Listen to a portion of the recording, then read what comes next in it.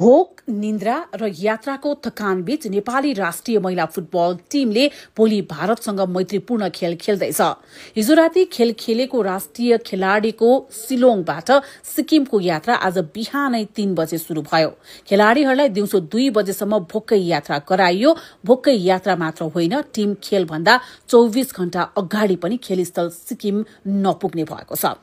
मंगलबारको खेल खेलेर होटल फर्केपछि 3 घण्टा पनि खेलाडीहरूले सुत्न पाएनन्, आराम गर्न पाएनन्।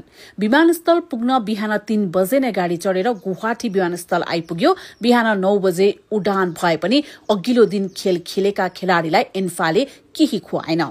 यसअघि सिलोङमा टिमलाई होस्टेलमा राख्दै बसोबासमा विभेद भएको प्रशिक्षक नवीन न्यौपानेले नै बताएका थिए। त्यति मात्र होइन, भारत विरुद्ध सिक्किममा हुने मैत्रीपूर्ण खेल बिहीबारबाट बुधबारलाई सारिएको छ।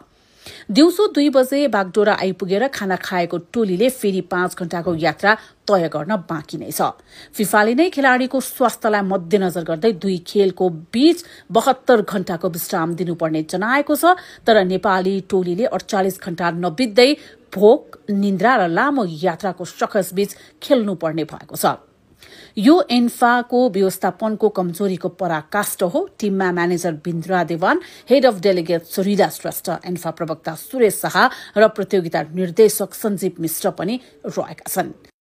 यति हुँदा पनि यो कमजोर व्यवस्थापनलाई एन्फाको नियतसँग जोड्न सकिन्छ।